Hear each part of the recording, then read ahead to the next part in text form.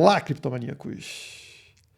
A secretária do Tesouro dos Estados Unidos afirmou que pela primeira vez em sua história, os Estados Unidos podem ficar sem dinheiro para pagar suas contas. E ela implorou ao Congresso americano que libere aí o aumento da dívida pública para que não ocorra esse problema. Acontece que todas as vezes na história que tivemos um pico de dívida pública, o sistema monetário mudou e às vezes até a própria moeda foi alterada. Seria esse um primeiro sinal da queda do dólar e do início do Bitcoin como moeda de reserva? É isso que vamos discutir logo após a vinheta.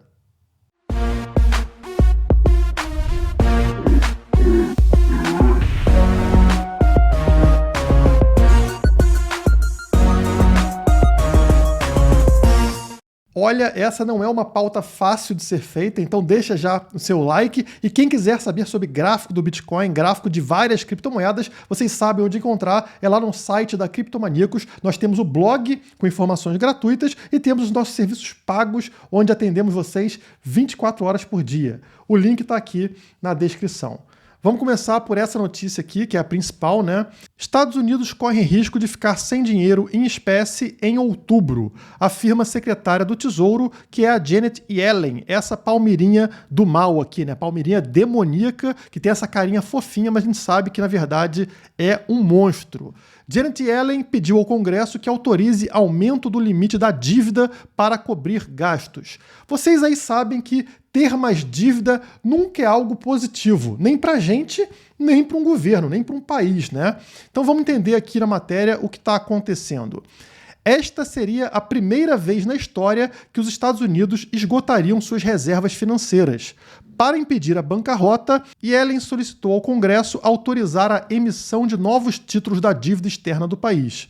Uma vez que se esgotem todas as medidas extraordinárias e o dinheiro em espécie disponível, os Estados Unidos não poderão cumprir com suas obrigações pela primeira vez na história, disse a nossa vovozinha. Agora, o Departamento do Tesouro solicita ao Parlamento poder endividar ainda mais o país a fim de custear o Estado. Lembrando aqui que os Estados Unidos já estão num recorde de dívida pública e ela está pedindo para endividar ainda mais. Nós vamos ver a consequência disso mais à frente nesse vídeo. A secretária do Tesouro afirma que há um mês já deixaram de pagar as parcelas previdenciárias dos servidores públicos para diminuir os gastos. Isso aqui já é um primeiro sinal da falência do Estado. Quando uma empresa começa a entrar em processo de falência, ela vai se endividando, tentando evitar o inevitável, né, que é a falência, e a mesma coisa está acontecendo aqui com o Estado. Só que, como a gente sabe, esse processo de endividamento, né, gerar dívida por meio de congresso e tal, é um processo burocrático, demorado e difícil, inclusive politicamente, né? Isso queima muito os políticos. Então, qual a forma que o Estado recorre para tentar evitar isso ao máximo? Eles mexem, geralmente, eles manipulam a taxa de juros da economia para fazer com que você seja manipulado a ponto de gastar o seu dinheiro, né? No que eles chamam de aquecer a economia. Então, se o juros está lá no chão, você não ganha dinheiro fazendo investimento, colocando dinheiro no banco, você não tem muito o que fazer. Ou você guarda o seu dinheiro em casa, debaixo do colchão, e aí a inflação vai comendo o seu dinheiro pouco a pouco, ou você gasta ele no mercado. Você vai comprar televisão, carro, casa, sei lá, porque é melhor do que você perder dinheiro. A ideia do governo é justamente te fazer gastar o dinheiro, porque isso aquece a economia de forma artificial. Mas como ela vai fazer isso se os juros nos Estados Unidos e em diversos outros países já está em zero? Você poderia dizer, ela pode estabelecer os juros negativos, ou seja, aquelas pessoas que tentarem investir o dinheiro vão perder dinheiro ao invés de ficar no 0 a 0. Então, é um incentivo ainda maior para elas gastarem o dinheiro. Sim, só que existe um limite, porque existem coisas escassas na economia. Esse investidor ele pode recorrer, por exemplo, ao ouro, que é escasso, ou ao Bitcoin, que também é escasso, e assim evitar essa perda. Como que o Estado poderia fazer para evitar essa saída que a gente tem, né? Ouro, Bitcoin. Bom, CBDCs, ou seja, a moeda digital estatal. Pense no real digital, no dólar digital. Eles podem levar a taxas de juros profundamente negativas, alertou aqui o Wall Street Journal. Até a mídia tradicional está começando a entender para que serve a moeda digital estatal. Ela realmente é muito perigosa. Vamos entender como eles fariam isso aqui na matéria. A diferença entre um CBDC, ou seja, uma moeda estatal digital, e o dinheiro e o papel moeda seria destacada se as taxas de juros caíssem abaixo de zero. As pessoas estariam mais inclinadas a manter o dinheiro físico, né, o papel moeda, para ganhar zero, em vez de perder dinheiro com um dólar digital emitido pelo Banco Central. Claro, você prefere ficar com seu dinheiro embaixo do colchão rendendo zero do que colocar num banco e perder 1% ao mês. Pô, não sou maluco, vou deixar meu dinheiro aqui embaixo do colchão. Mas se você não tiver opção porque todo o dinheiro foi digitalizado, o que você vai fazer? Como é que você vai pegar o dólar digital e botar embaixo do colchão? Não existe forma. Então fica muito mais fácil para o Estado controlar a taxa de juros. Ele vai colocar que todo mundo vai perder 1% ao mês, por exemplo, né? Taxa de juros negativa, e você não tem como fugir disso. Isso significa que o Banco Central terá mais alavancagem com as taxas de juros se emitir dólares digitais que não podem ser guardados fisicamente, não podem ser colocados embaixo do colchão. As taxas de juros negativas são usadas como último recurso pelos bancos centrais durante uma recessão para estimular a economia ao encorajar empréstimos e gastos. É aquilo, eles querem baixar a taxa de juros para que você não tenha nenhum incentivo de poupar, você tem que gastar o seu dinheiro. As taxas de juros dos Estados Unidos são atualmente as mais baixas de todos os tempos, 0,25%. Vários bancos centrais já estão em território de juros negativos. O Banco Central Europeu tem uma taxa de menos 0,5%. O Banco do Japão, menos 0,1%. O Banco da Suíça, menos 0,75%. E o da Dinamarca, menos 0,5%. Além de dar aos bancos mais alavancagem com taxas de juros, CBDCs são uma forma de dinheiro programável que pode tirar poder do portador. Dinheiro programável é projetado com regras embutidas que restringem o usuário. Essas regras podem significar que o dinheiro expira após uma data fixa ou seu uso é restrito a um determinado conjunto de bens. É exatamente o que vocês estão escutando, tá? Isso já foi testado na China, dinheiro com validade. Então eles fazem o seguinte, você recebe o seu dinheiro, mas ele só é válido até daqui a 6 meses. Então ou você gasta esse dinheiro ou ele passa a valer zero. É uma forma total de controle sobre a sua poupança. Te impede completamente de fazer poupança. Esse aqui é um artifício que o Estado pode fazer a partir do momento que o dinheiro se torne 100% digital. O outro ponto aqui é te proibir de consumir alguns bens, como, por exemplo, bens escassos, Bitcoin, ouro, enfim, aqueles que servem atualmente para você fugir desse controle estatal dos juros. E qual a desculpa dos estados, né, dos governos, para fazerem esse tipo de coisa? Controlar, acabar com uma crise.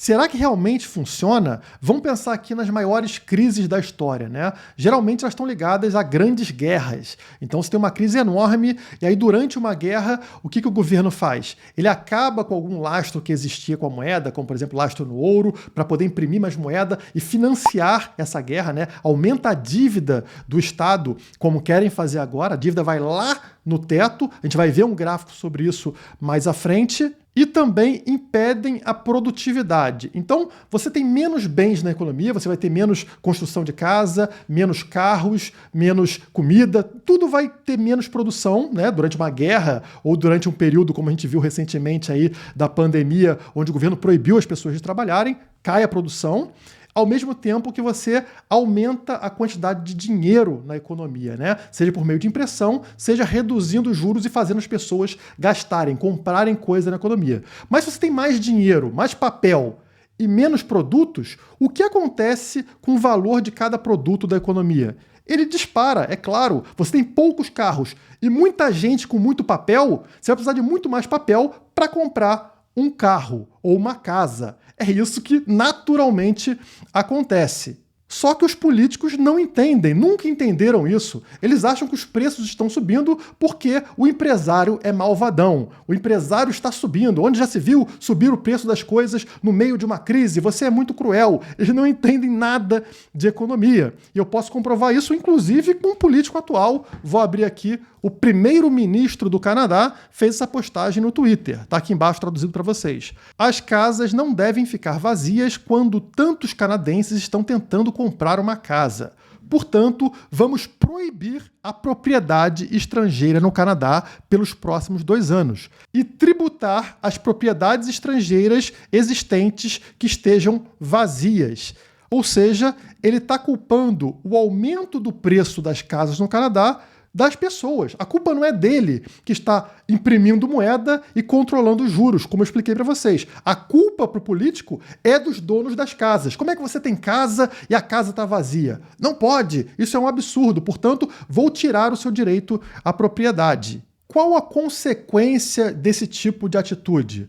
Bom, todos os estrangeiros, todos os outros países que tinham interesse em comprar propriedade no Canadá, comprar casas no Canadá, vão se desinteressar. Afinal, o risco é enorme. Você pode ser roubado pelo Justin Trudeau, que é o primeiro-ministro do Canadá. Lembram quando falavam que casa era um ótimo investimento? Como é que você vai explicar isso para todos esses investidores que colocaram aí o seu suor, né, o seu trabalho, o seu tempo na compra dessas casas no Canadá e agora vem um maluco e fala que eles não têm mais direito à propriedade, que a casa não é mais deles ou que eles têm que pagar um imposto sobre essa casa, um imposto adicional sobre essa casa. E qual é a tendência a partir de agora? Que elas continuem investindo em casas no Canadá? Claro que não. Todos esses investidores vão deixar de ter interesse no Canadá e isso cria um desincentivo à construção de novas casas, ou seja, a oferta de casas vai ficar limitada. Se ele quer ter mais casas para ter um preço menor, ele está fazendo justamente o contrário. Ele está desincentivando o investimento em casas, porque se tornou um risco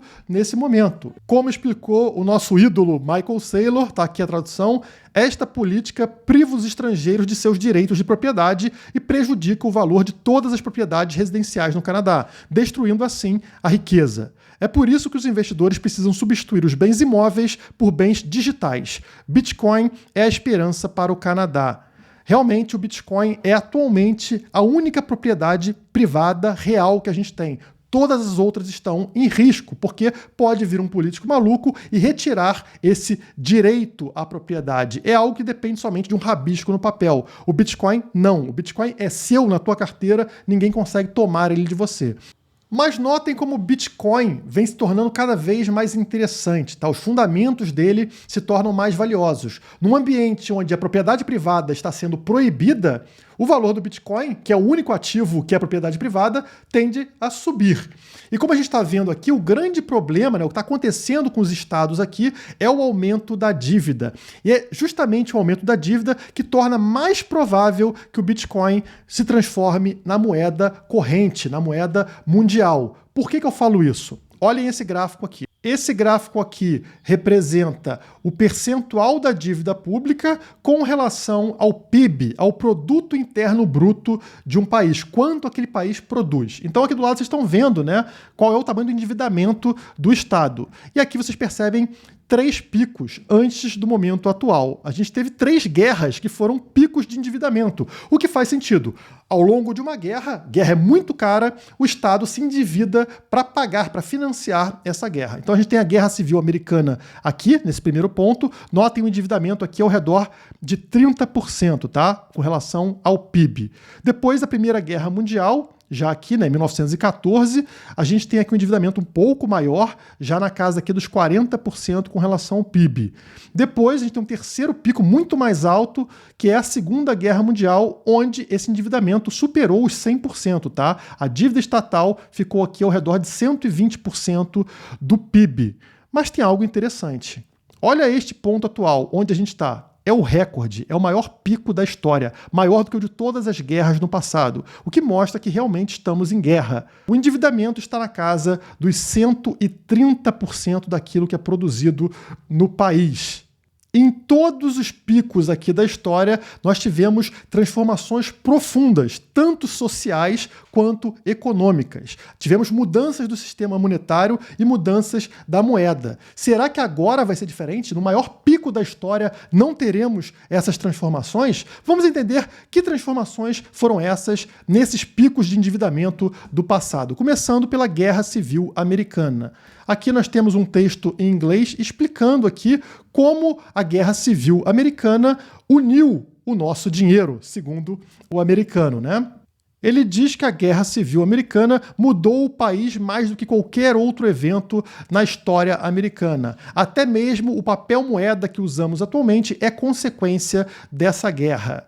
Mas talvez a mudança mais significativa e positiva, segundo o autor do texto, foi a criação do sistema bancário e do sistema monetário. Antes da Guerra Civil Americana, existiam vários bancos lá, cada um com uma moeda diferente. Alguns bancos não existiam mais e a moeda estava circulando. Ninguém sabia que moeda era verdadeira, que moeda era falsa. Enfim, era complicado esse sistema americano. E depois aconteceu ali uma consolidação numa moeda única, né? Um sistema bancário e um sistema monetário único nos Estados Unidos. Olha o tamanho da transformação que aconteceu após a Guerra Civil Americana, tudo isso devido à dívida que foi gerada nesse período, né? Uma dívida muito grande acaba gerando uma necessidade por mudanças. E nesse caso, foi essa a mudança.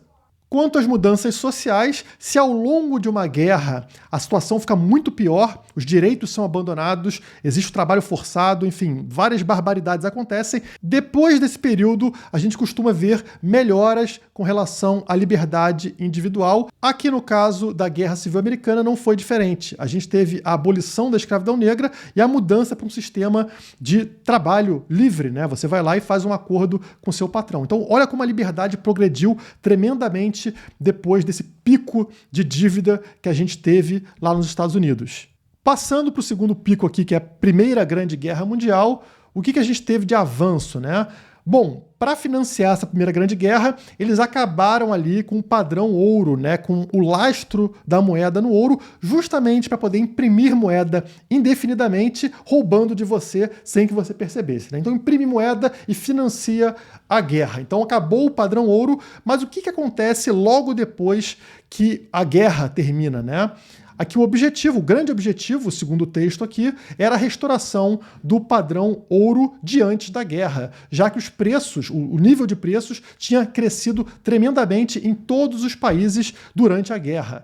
Em 1929, ou seja, poucos anos após o fim da Primeira Grande Guerra, todas as moedas importantes ao redor do mundo já estavam lastreadas ao ouro. E mesmo aquelas menos importantes também estavam ligadas ao ouro. Então o mundo se voltou novamente para esse padrão, entendeu a importância da escassez. O problema é que em 1913 a gente teve a criação do Fed, do Banco Central Americano, e isso impedia esse livre mecanismo monetário. Então o Fed interferia nessa operação e acabou que não funcionou muito bem. Mais à frente a gente viu esse padrão ouro sendo abandonado, infelizmente. Só para dar uma ideia do tamanho desse problema, essa aqui é uma foto na Alemanha, eu acho que na década de 20, provavelmente, duas crianças fazendo uma pirâmide de papel moeda. Por quê? Porque o papel moeda não valia mais nada. O governo destruiu o papel moeda, imprimindo muito dele, né, para financiar guerras. Então, olha a situação. Isso aqui não acontece somente com Venezuelas, não.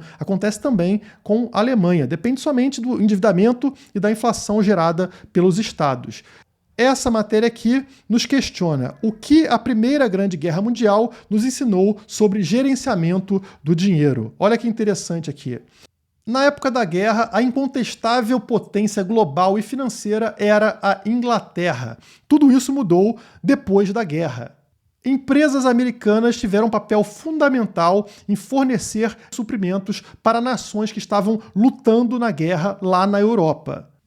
A dívida dos europeus com relação aos americanos cresceu. Em essência, a Primeira Grande Guerra se tornou uma massiva transferência de riqueza das nações antigas da Europa para o novo Estados Unidos. Então, todos os países europeus estavam lá em dívida com os americanos e o dinheiro começou a migrar da Europa para os Estados Unidos. Essa é a lição que eu tiro da história da Primeira Grande Guerra. Dívidas podem ser perigosas. Por quê? Dívida é a transferência de riqueza daquele que deve para aquele que empresta. Como a gente explicou, né? A Europa foi quem alimentou o crescimento dos Estados Unidos. Uma vez que você está em dívida, você não está mais no controle. Essa frase é importante. Uma vez em dívida, as suas finanças se tornam entrelaçadas com aquele que te emprestou dinheiro. E se dívida gera transferência de riqueza daquele que toma o empréstimo para aquele que deu o dinheiro, o que vai acontecer com os americanos aqui, já que eles estão se endividando muito? A tendência é que essa riqueza dos Estados Unidos comece a sair da mão dos americanos. E como o texto também fala, né? Uma vez que você tem dívida, você não está mais no controle. Aqui significa que os americanos vão pouco a pouco perder o controle que eles possuem hoje, assim como outros países, como a Inglaterra, perdeu no passado. Agora vamos falar sobre os impactos monetários, né, econômicos da Segunda Grande Guerra Mundial, que foi esse maior pico até o momento atual. O que aconteceu após a Segunda Grande Guerra Mundial? A principal coisa que aconteceu foi o acordo de Bretton Woods, né? Então, o que aconteceu nesse acordo de Bretton Woods? Eles perceberam aqui que precisavam de um novo sistema internacional para substituir o padrão ouro que tinha sido abandonado também para financiar a guerra. Então, após o final da Segunda Grande Guerra, o que nós vamos fazer para substituir o padrão ouro? E aí a Conferência de Bretton Woods, que aconteceu em 1944, definiu que a nova moeda mundial seria o dólar, mas não o dólar como a gente conhece hoje. O dólar, na época, era lastreado ao ouro, então fazia o mesmo papel do ouro, sendo, portanto, escasso, né? Tendo ali um lastro em algo escasso, novamente provando para vocês que após cada pico de endividamento, todos os países, todo mundo percebe que precisa mudar o sistema. Precisa recorrer a um novo sistema para encontrar um equilíbrio. Não dá para deixar as coisas totalmente soltas, senão a economia vai para o buraco. Mas assim como em todos os momentos que vimos até agora, existia uma falha que levaria ao fim desse lastro no ouro. E qual é essa falha? Justamente um controle centralizado. O controle estava na mão do Banco Central americano e eles decidiram acabar com esse lastro no ouro em 1971, fazendo com que o dólar passasse a se desvalorizar e chegasse no ponto atual que a gente está vendo dos Estados Unidos imprimindo trilhões de dólares a cada ano que passa. Agora vamos falar sobre as mudanças sociais que aconteceram após a Segunda Grande Guerra Mundial.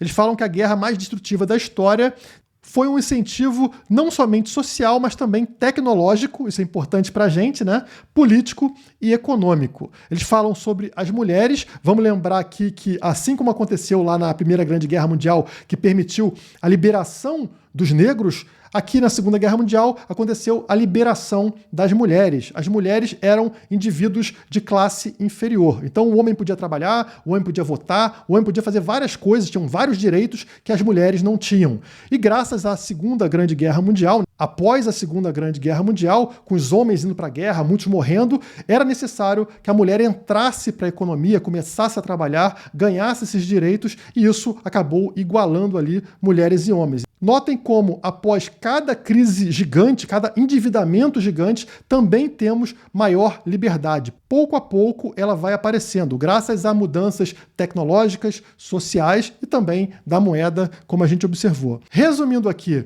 todos esses picos de endividamento público que a gente observou na história resultaram em mudanças drásticas, tanto sociais quanto monetárias, econômicas. E agora eu acredito que não vai ser diferente.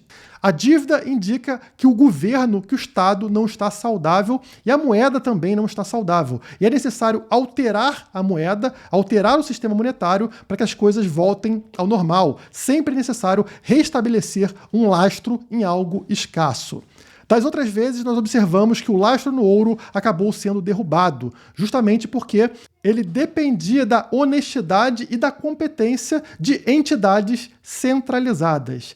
E hoje, felizmente, nós temos uma tecnologia que não precisa de uma entidade centralizada tomando conta. E essa tecnologia se chama Bitcoin. É um ativo mais escasso que o ouro e que é descentralizado, sem o risco de chegar aqui um FMI ou um banco central e acabarem com a escassez do Bitcoin. O Bitcoin é escasso para sempre, independente da vontade da Janet Yellen ou de qualquer parasita estatal. E é por isso que o Bitcoin será a próxima moeda de reserva mundial. Vai substituir o dólar, que não está mais cumprindo a sua função.